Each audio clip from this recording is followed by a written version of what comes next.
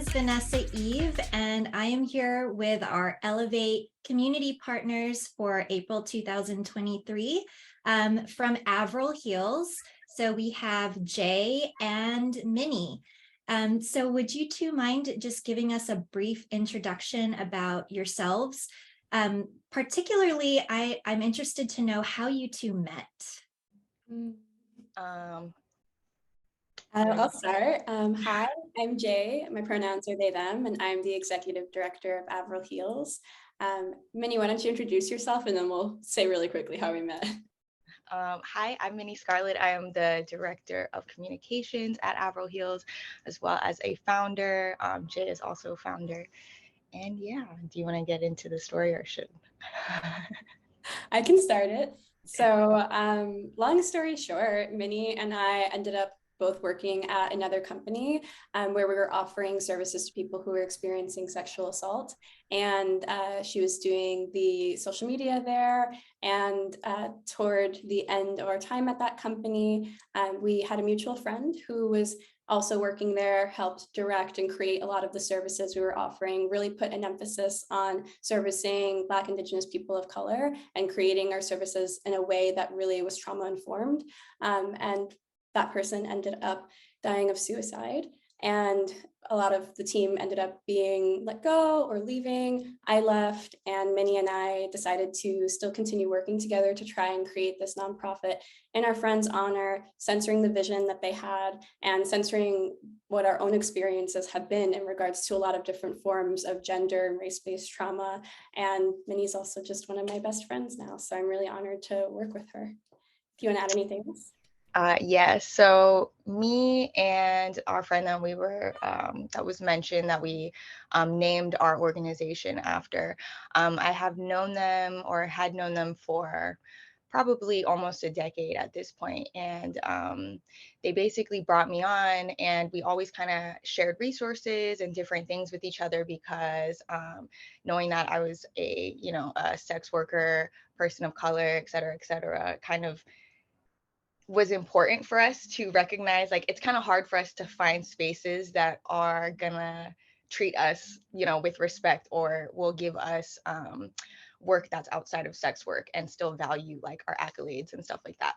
So we always thought it was really important to uplift sex workers, and yeah, that's part of the reason why it's still part of our target demographic now. And obviously, like, we try and help demographics that we're a part of, because I just think like the understanding there is going to be a lot, obviously it's in a general sense, but work like this is really nuanced, and things like cultural context and stuff like that's really important.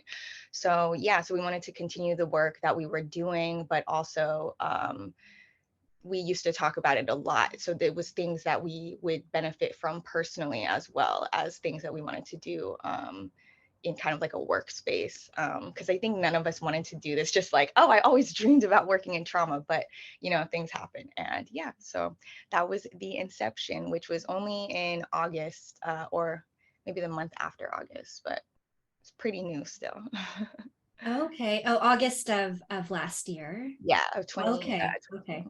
Wow. Yeah, that's, I think you really highlighted the word trauma just now, because that isn't something that is really easy to approach just in general. It's just thinking of the word trauma. I mean, it's very heavy. And it seems like a lot of people probably tend, I don't know if you've noticed this too, but like tend to veer away from acknowledging that. So how did you know that you were really wanting to dig into this, to trauma specifically, and work with people who have experienced trauma? Well, the last place that we worked at that we all met was for sexual assault survivors, or people who had, that type of trauma. So we kind of wanted to continue that work, but just doing it in a way that we felt was a little more organic, or what we, again, kind of would have liked to see or like to see on our journey, on our own journey as trauma survivors.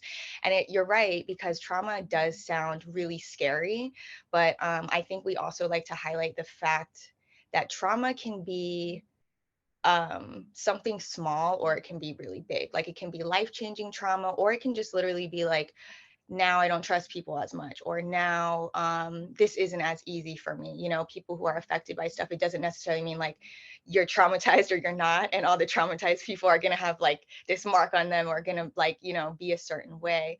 um uh, like a lot of us have trauma, and it's not something that you can always see. So we did want to like kind of highlight that there's not one way to be like a trauma survivor or be affected by trauma, or impacted by it.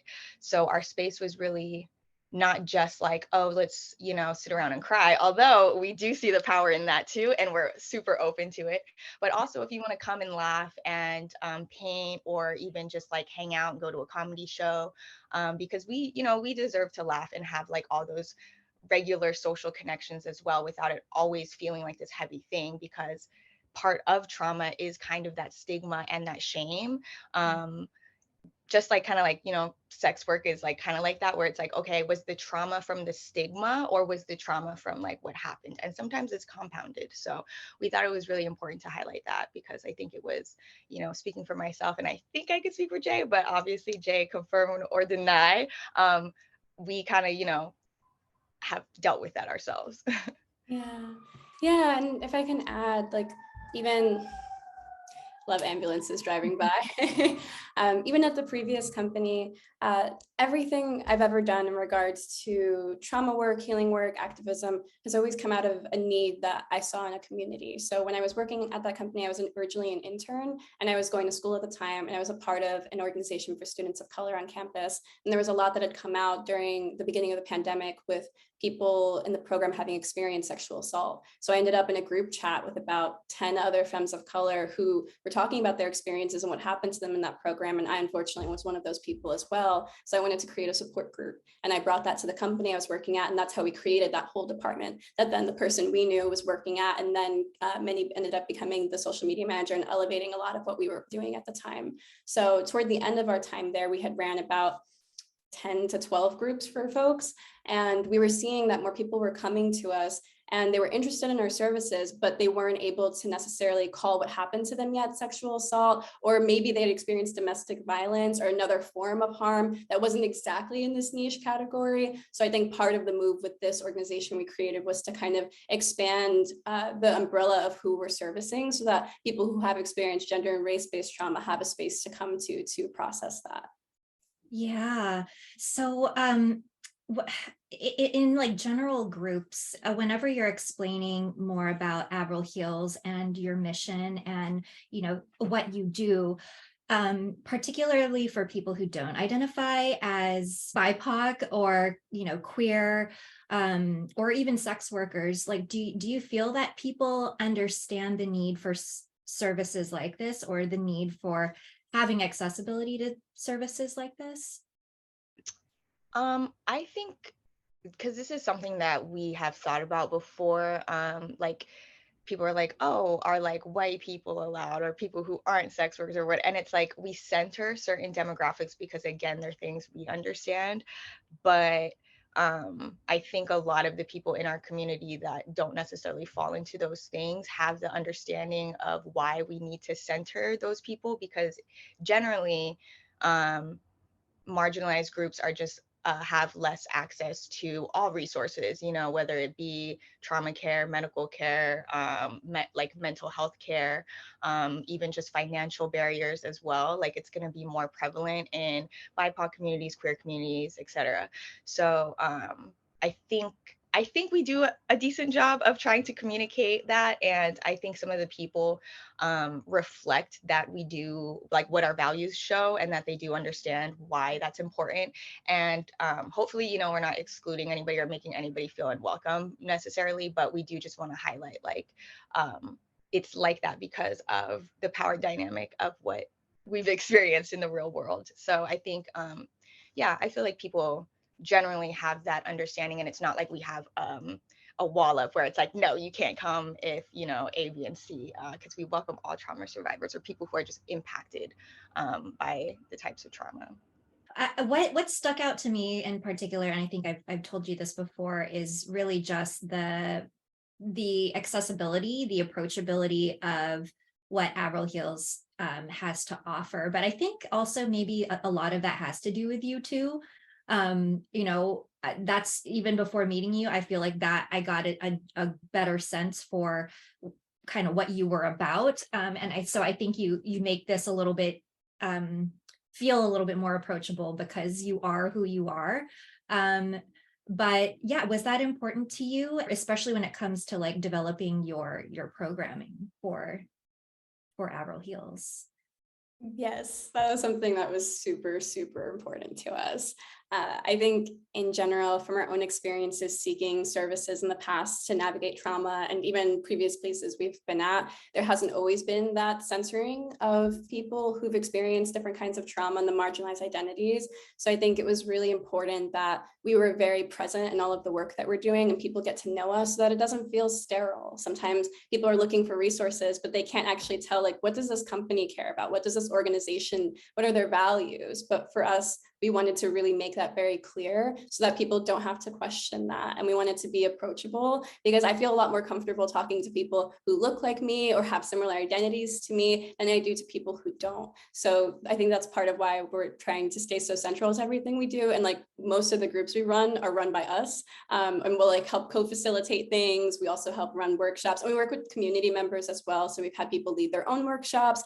The art group I'm running right now, I'm co-running with another person who's been a part of our services as well, the lovely Sasha Ray. Yes. But yeah, so Yeah, it's Sasha. important.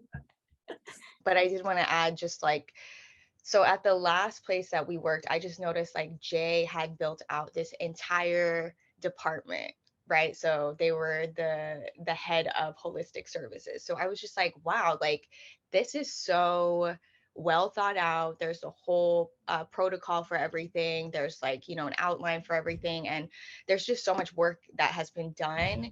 And I think Jay was there for like years and like they said like 10 to 12 circles or something like that. Which I was just like, there needs to be a connection here, you know? And I think that was the disconnect kind of is what we wanted to do with Avril Heals was like put that to use because I didn't feel like the right people were seeing it. I didn't feel like, you know, just Jay had done all this stuff. So of course, like starting an organization with somebody, especially like a nonprofit, you have to really trust the other person that they're going to do like what, you know, carry their half or whatever. So I felt like I didn't have to worry about that at all. Jay had already like, I was already super impressed by all the things that Jay had built out. So it made it super easy for me on the marketing side to kind of like just simply say what's going on. Like, yeah, this is what we're doing, you know, and the right people, there's obviously a need. So I was really confused when it wasn't really connecting. And I really had to think about it. And I was like, oh, it's because when you're dealing with certain really, really, really crucial parts of a vulnerable journey, like post-sexual assault, you're going to want to know who's picking up the phone. You're going to want to know who you're trusting with that journey. So that's one of the reasons like me and Jay have a picture on our thing too, you know what I mean? Because it's like, of course, like it's not going to be for every single person, but for the people it's for, it's going to be like a good click in, you know, they're going to feel more comfortable. And I don't want anybody to ever feel like we're selling a dream, especially for something like this. That's like the last thing I want to do. So if something is like out of our ability, like we'll just say it. There's no reason for us to try and like upsell things or try and get people that we don't think will benefit or yeah. So I just thought it was already such a good thing that was in demand that we didn't need to like change it up or put a special spin on it, you know? So everything that I wanted to do as far as like our social media presence, our persona, our voice and everything, I wanted it to be very like organic. And honestly, I think that is what has been working for us, is just like being as organic so it doesn't feel as draining for us, you know what I mean? And so that other people, when they actually see us and join a group or get to talk to us or something, they're not like, oh my gosh, like I had no idea, you know what I mean? I don't want that. So I feel like that's one of the best things because I feel like by putting stuff out there, by being like, hey, I am a sex worker, or we don't care if you are full service. We don't care if you are promiscuous. We don't care if you've done A, B, and C. Um, because maybe we did too. I don't know. You know what I mean? So it makes people feel more comfortable to come to us. Because for me, at least, if I was kind of like, I don't know, nervous about the organization I was going to go to, or the company, or even the doctor or something, and you kind of know that they're like maybe a little conservative or judgmental or something, you leave out parts of your story, or leave out things that are important to your healing journey. You know, you might leave out like drug stuff, you might leave out promiscuous stuff, you might leave out gay stuff. I don't know, whatever it might be. So for us, I think it was really important just to be like, as you know, boom, this is who we really are. Of course, make it cute for social media because we're Libras, we like that. But yeah, so oh, well, that makes a lot of sense then. But yes, so Okay. It seems like you two work very well together just off the bat, but it also sounded like Jay had really strong advocacy through you, Minnie, just from hearing what you had to say, especially in your previous organization that you were working at. So yeah, that's amazing. And that's hard to find, but I think that with the right partnership too, that really gives you that motivation to, that synergy, keeps you going. And so let's talk a little bit more then about your backgrounds, if you don't mind. Just what were you doing prior to Avril Heals? I'm originally from California, but I am in New York now. I live in Brooklyn. I go back and forth. So I still like go back all the time for work and stuff like that. But when we met at our last thing, I was in Brooklyn. Now I have a way more reasons to go back to California. But I was doing managing my own brand. I was doing just freelance production stuff. And like I always did like some social work in the back, you know, on and off. But yeah, that was kind of what awakened the, I guess, direction to kind of go into trauma work. Okay. And I was actually living in Brooklyn when me and Minnie first met. And now I'm living in California. I'm in Los Angeles. But yeah, so prior to Avril Heals, I was doing a lot of things. I was working at the company that we mentioned. I was doing a lot of advocacy work in the Black Lives Matter movement in New York City specifically. So I was a part of several organizations. We were hosting like radical self-care workshops, navigating, addressing harm through a transformative justice lens, because obviously in the movement, like harm is something that is going to happen, but going to the police isn't really an answer, and it's not even an option for most people. But we do want to work together as a community to see how we like go about readjusting and addressing those kinds of things and doing it in trauma-informed ways. So that was a lot of my background there.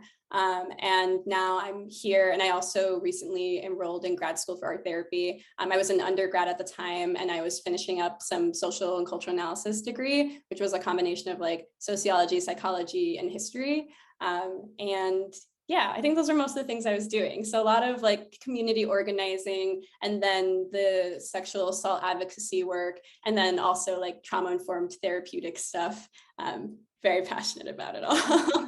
I feel like just like hearing that, but then also thinking about some of the people who are strong advocates coming from the adult world. It really seems like something that it's like it's just built in certain people. I don't know, because I feel like maybe a lot of us at some point or another see the need and they want to help, but then like actually getting the push behind it to take things all the way, especially to the level that you're doing right now, it almost takes like a certain type of persona. Would you agree with that? Yes. So I I always like, I don't know, whenever I'm like giving myself a short bio, I don't even know where my brain goes sometimes. But yeah, so I've been a sex worker for a really long time. And including being part of the adult performing industry. And that was definitely, you know, as someone who started when I was 19, I'm 29 now, definitely had my own little mental health things going on during, you know, and people around me as well. And so I think just really noticing the lack of resources, not just for sex workers, but definitely it gets really complicated as a sex worker, because if you don't know where to look, you could find yourself in a really like a weird pickle where you're with with your therapist and you're like, yeah, also I do this for work, and they're like, well, that's why all the problems in your life, you know. And it's like, well, if I most people will tell you, if you didn't have to work, period, you probably would have better mental health, right? So it's just not helpful for sex workers to hear like, hey, maybe you should quit, right? So we kind of need trauma informed people who are also sex workers or sex worker friendly or just understand. So there have been a rise in resources and stuff. So that's been really great. But I think that the more options is always what's going to be best for everybody, especially with such a diverse group of people. Like, I don't think there's another more diverse group that I can think of. I'll just say sex workers, you know, because then there's people who are like, they're trust fund babies, and you have people who like won't be able to pay their bills unless they do that shoot today, you know. So it's really this range of people.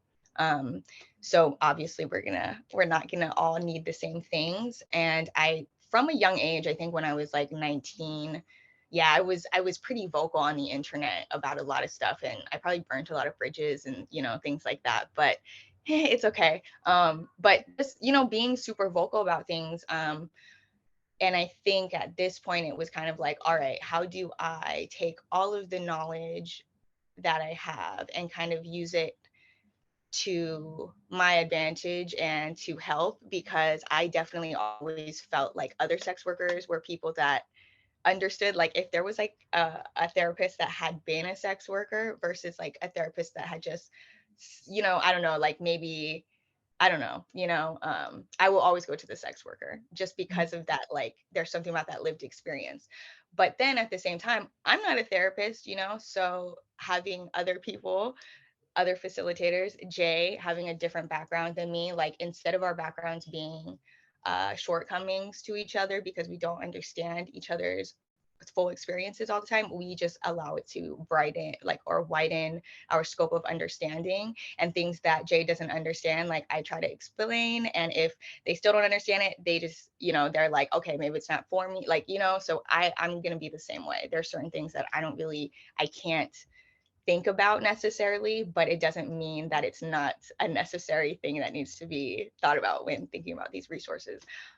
So I feel like us coming together and, like you were saying, that kind of synergy is really, really, really, I think, one of our strong points as well. Yeah, and I think, like I've said before, but I wouldn't have started this org without Minnie. Not now, at least. I didn't have the capacity. I knew how to run the things. I knew how to create the services, but getting the message across was something that was really difficult to do at our previous company. And I was so burned out working in the startup space, working in the for-profit space. So I think, like, knowing Minnie's background, also, like, Minnie's done a lot of event planning and like lots of different things throughout the years. So it works so well. And we're both so anti-capitalist. So it's a very great combination. I can definitely see how the context of Avril Heals, especially with the intersectionality of sex work, how that could be really utilized, specifically like within the adult community. Because like you said, Minnie, there are options, but then it's always other options, but it's great to have more of it, especially for specific groups of people. And so, yeah, how do you feel then? You know, you said you started in August and here we are in April. So how do you feel about the progress that you've made as far as Avril Heals and just how things have developed up till present day? I mean, I feel really, really proud. Me and Jay always make this joke that we just like have to pat each other on the back. That's that's a That's a yeah, nice way of it's just putting like it. a ritual. Yeah. Because like we really have to be present and appreciate how much progress has been made, even if like we're like, we still have these other things we want to do, we want to accomplish things, we want to look forward. But at the same time, like, stop, smell the roses. I'm really, really fucking proud of us, you know? So I feel, I don't know what the expectation was. I had a very realistic expectation, but I also had this like grand idea of what it could all be at the same time. And I feel like we really, the more specific we are about certain things, it happens. So I think as long as we just have that understanding with each other. Like I kind of mentioned earlier, like the understandability and the flexibility of things are like what makes it work. We never are like, you have to do it, you have to do it, you have to do it, because we're also like, hey, we have jobs that actually pay us money.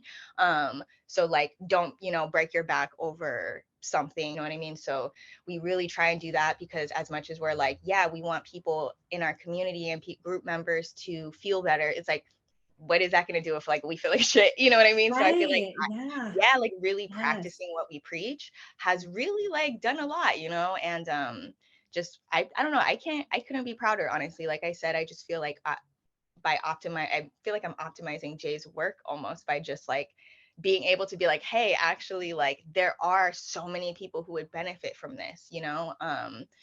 So it makes it really easy for me. Yeah, I'm also so, so deeply proud. Like, since we've started, we've run 4 groups now, and we're about to launch 2 more. Within, it hasn't even been a year yet. So we're going to hit the 6 mark for a company previously where we did like 10 to 12 in 3 years. So I think we're moving at a really great pace, but we're also moving at our own pace. So we're doing things in ways that feel comfortable for us and that match our capacity so that we aren't overburned out. And I'm just really proud because our spaces have always had people in them and people who really commit to what we're doing, and they keep coming back even when things get really tough. And this last quarter we ran an art healing group, and it was honestly the thing I'm most proud of ever in my entire life. Like, it was such a beautiful and radical space. People got very, very deep and intimate about their experiences and sharing and learning. We talked about like familial trauma and like relational trauma and all of these different things, and then ways to navigate and explore that. We also just kind of held each other in community. And there were 2 people who had unfortunately actually experienced sexual assault during the time of that group, and they still came back to session the next day, and they trusted us. And they didn't have to go and look for another service. They were already a part of this space. So I'm so deeply grateful and so proud that we've created something that like we've needed in the past and we didn't know where to go to. So it means everything, and we've done it in such a short period of time. So I'm really grateful to just keep having it grow.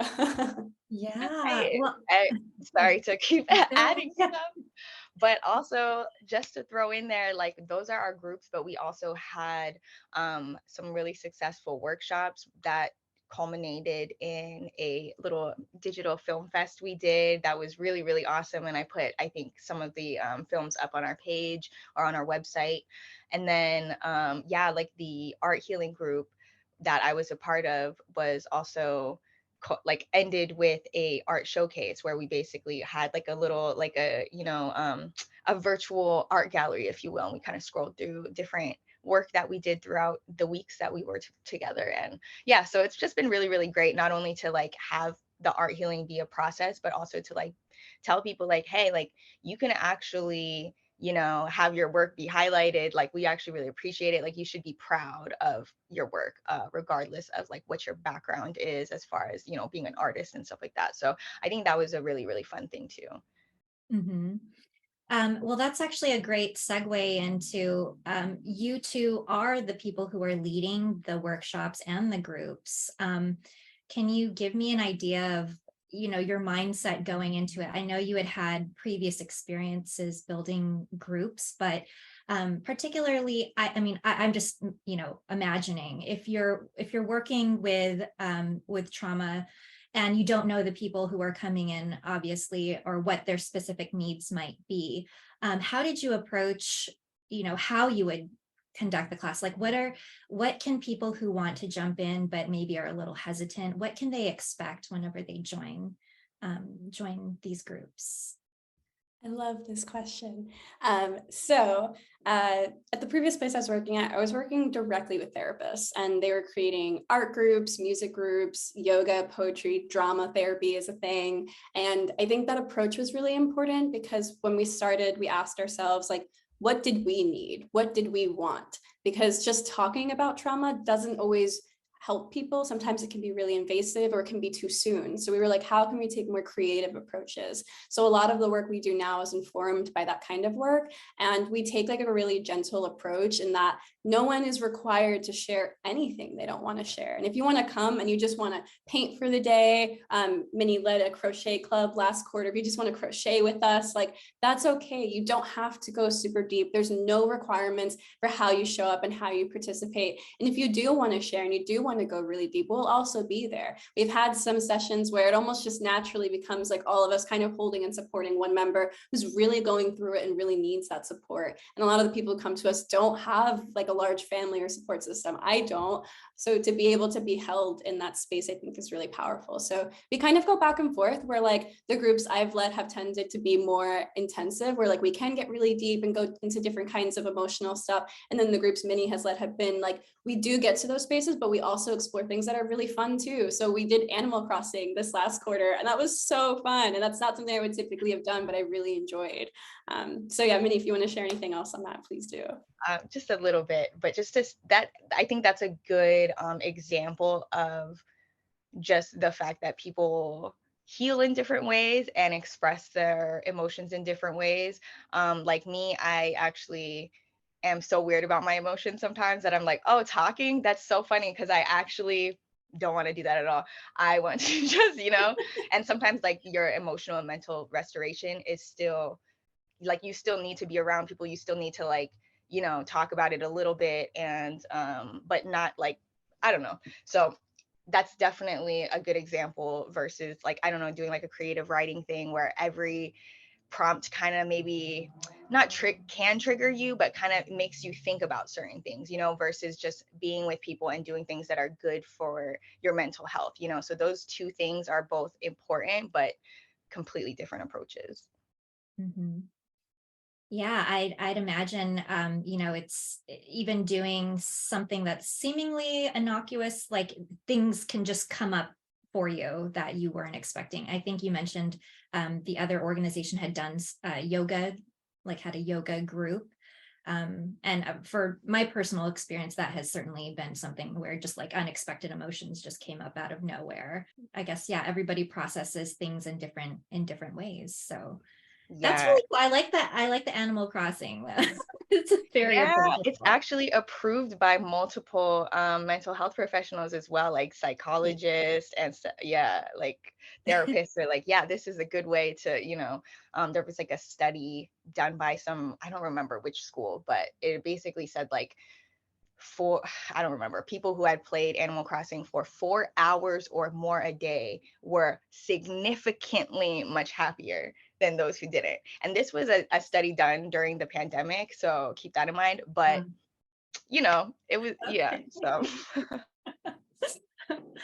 Well, we mentioned touching on the business part, and I think I kind of went out of order a little bit with all of this, but yeah, I'm super curious to know about going back to the beginning, and we understand now just kind of what your motivation was behind getting this started. So let's talk about the actual process then of putting this together. Can you give me an idea of what you were feeling? Like what did you do first? And did you guys have meetings?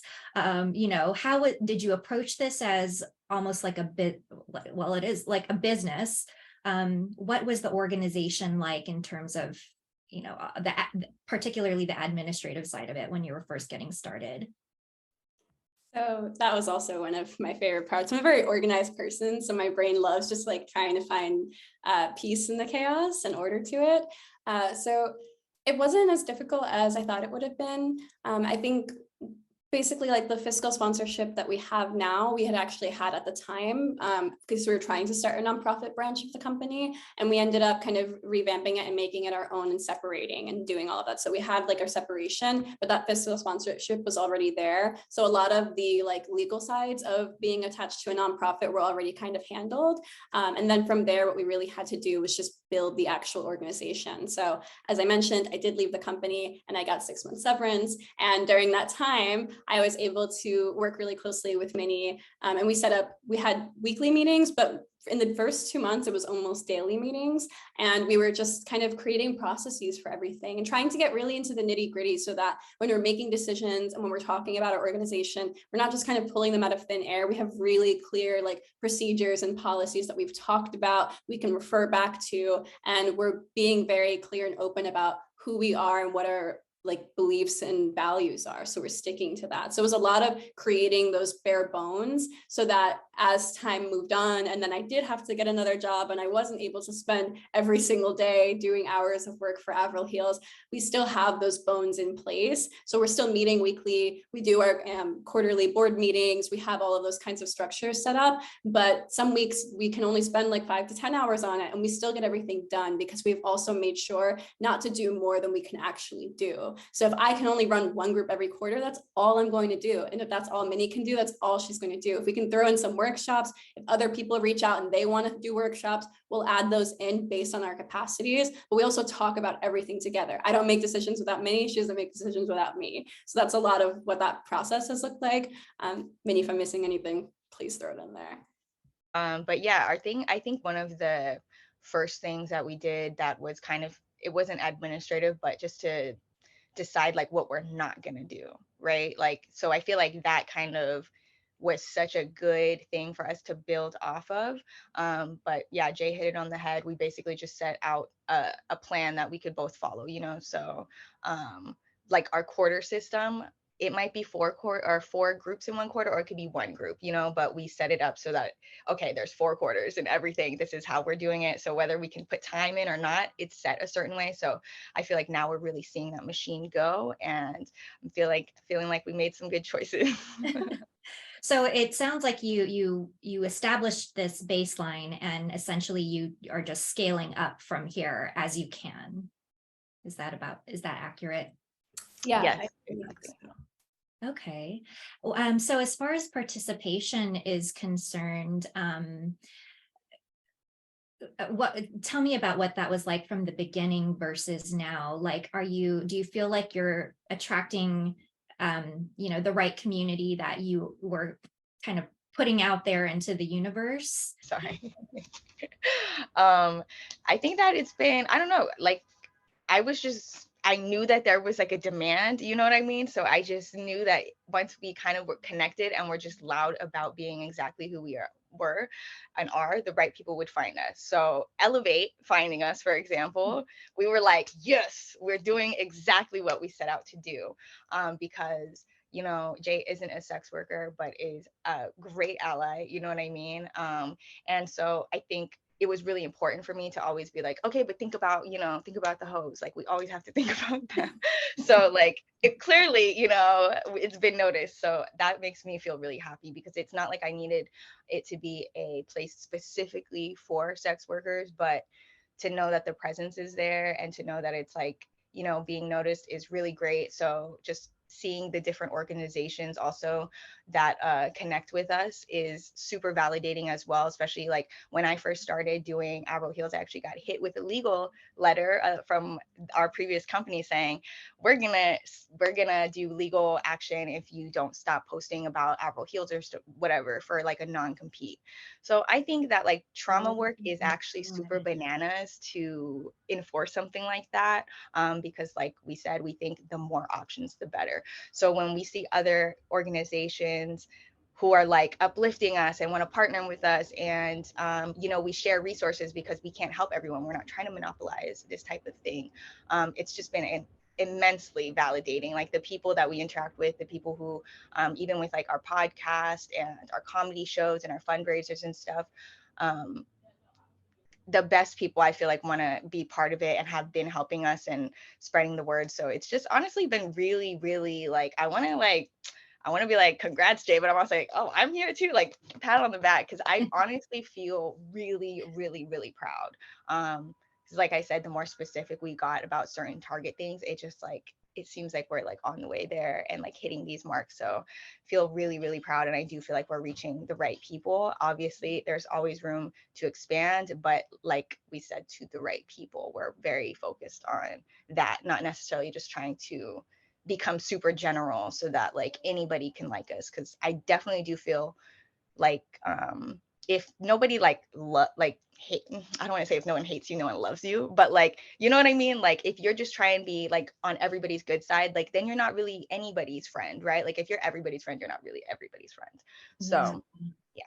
And that's the nice part, I think, about not sounds so hypocritical, but like not, having corporate ties is that you are able to flex that individual muscle, and really go full on with your messaging, and like, from the depths of your soul kind of thing, versus, having to make it PC and, having it align with a separate entity from yourself. Really in mental health spaces or spaces where, you know, you do want like some kind of verification, but you're also recognizing that like the man isn't the verification you need necessarily, but you're like, I need somebody that I can trust, you know? So definitely completely agree with you.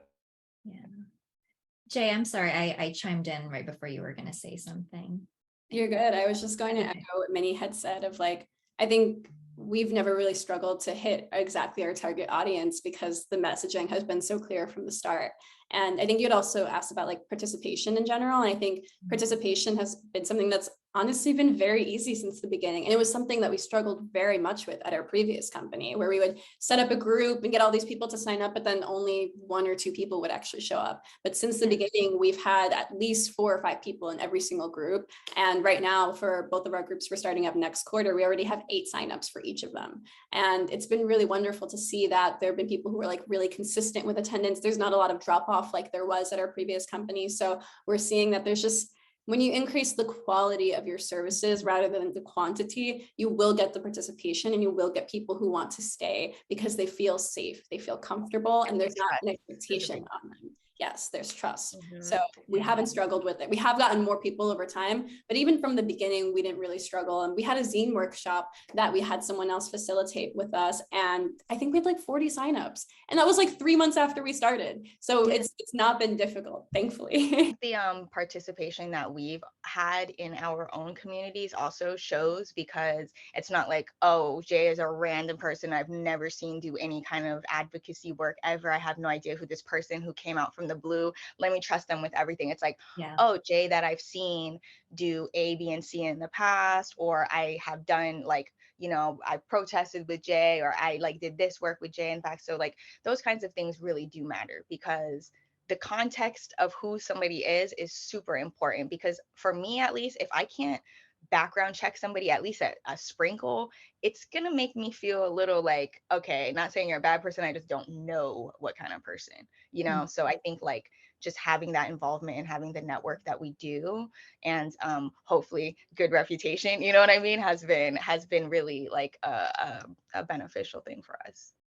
Yeah, particularly in the adult world, it means a lot as far as, being able to verify ahead of time. And so yeah, it's super helpful that you two have put yourselves out there like you have. So it almost felt like even coming into this partnership, I knew a little bit more about you before actually meeting you.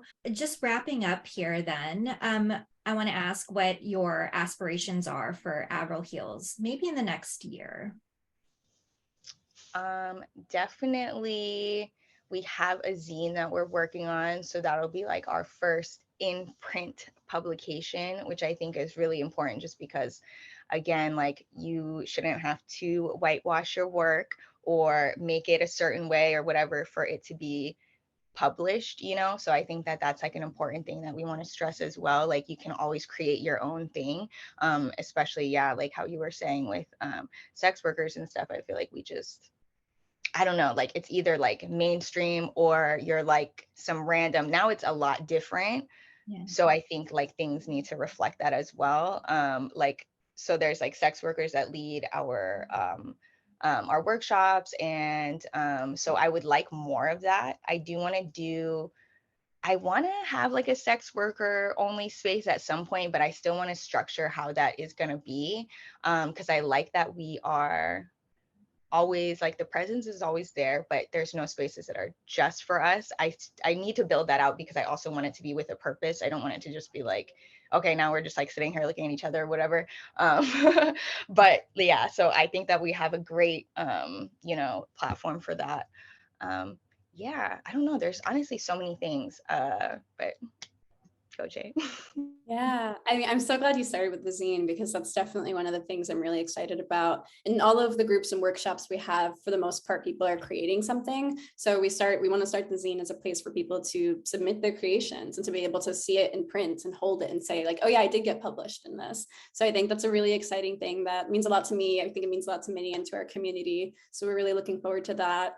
I definitely want to just expand and have more community members leading spaces too. I think it's really important that they have the space and feel empowered to also lead, because I can lead things that I know well, but I'm not going to try and lead a space I don't know much about. So I want to provide that space and support for people who are interested in leading to do that with us. So I think expanding like the kinds of workshops we're having, the kinds of groups we're running is something I'm really interested in, and really just building up what we can do while still staying within our capacities, because we're still growing, we're still learning, and we still have to have other jobs that pay us.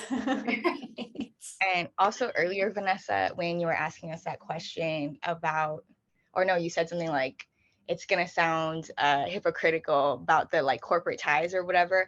Part of, I think, something that's important about that is that there are spaces that certain people usually aren't in. And I think there's something very special about making a nice little pocket for people who maybe normally wouldn't. So I think that's something that we also want to continue doing, because as much as, yeah, we still are like small and we're not really like, corporate or anything, we want to provide, I don't know, like more, like, like you can be in a mainstream art show, and be open about the fact that you are a sex worker, or whatever, So I think, I don't know, that kind of thing is something that I really like about Avril Heals. And it's not just an industry space. So sometimes I think it's nice being free of like the politics of that as well. Because yeah, industry can be kind of high schoolish sometimes. Love it, you know what I mean? There's great parts of it, just like, some of the best friends you had were in high school, but it can get kind of cliquey, or like just some people just want a different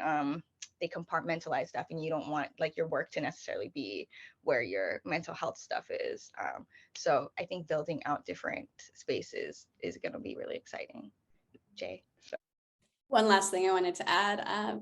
We have had some in-person events that we've had. They've mostly been fundraisers. All of our services right now are mostly remote, but in the next year, I would really love to have at least one workshop meet in person, maybe something in LA, maybe something in New York. Those have been the two spaces we've done some of our in-person stuff. So we're always going to have like virtual and remote services for people, but I would love to do some in-person stuff too, because there's definitely a different vibe to that.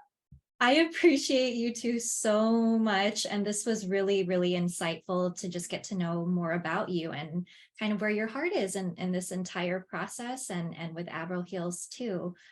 So can you give us some plugs on where people can go to find out more information about Avril Heals and or join in on a group? Well, if you want to check out our official site, it is avrilheals.org. You can find pretty much all our information there, but we're also on the socials. Instagram, it's going to be Avril Heals. Same with Twitter. We also have a podcast. So if you want to listen to that, it's going to be avrilheals.live, Live.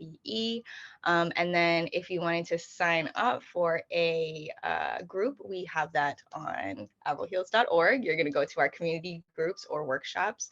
And if you want to check out some of the things that we have going on with Elevate, we're going to be, I don't know, is this coming out before? Sorry. We are doing some free workshops through Elevate. So that's going to be really, really awesome, especially if you don't really want to sign up for a weekly group, then you can sign up for one of them, you can sign up for two of them, whatever you kind of feel. Thank you both so much. And we look forward to learning more about you and also about the workshops as the month unfolds ahead. Thank you so much, Vanessa. We really, really appreciate it. It's been great.